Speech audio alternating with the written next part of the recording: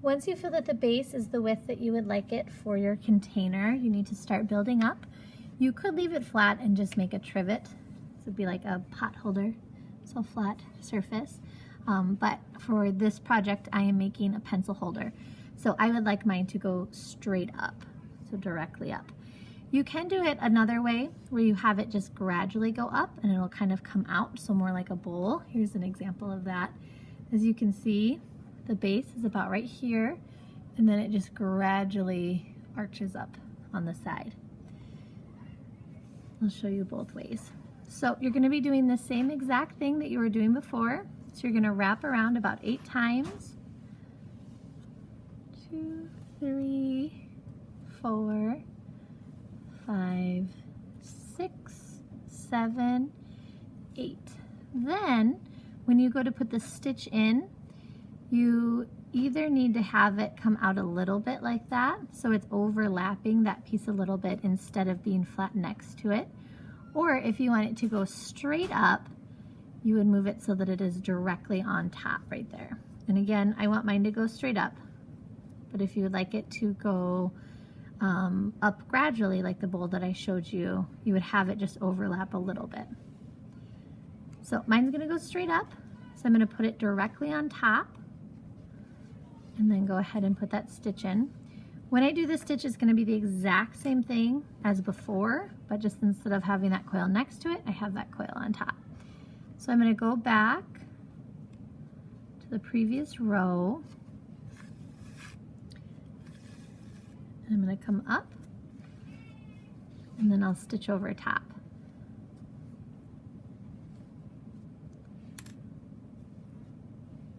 Okay.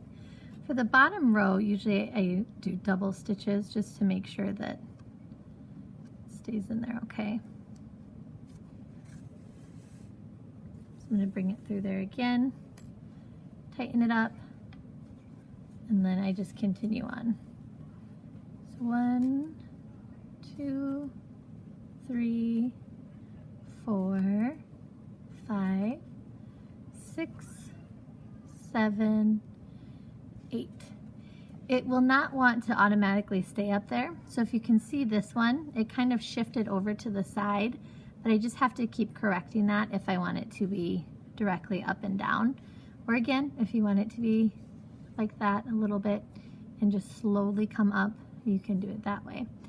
So I'm gonna pull it again and remind it to go directly on top, and I'm gonna tighten that. And then just like all the times before, I'm going to come up in the row that's right before it.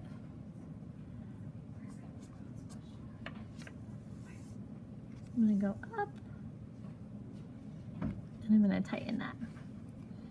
And again, for this bottom row, I'm going to do it twice so that I can make sure that it stays there.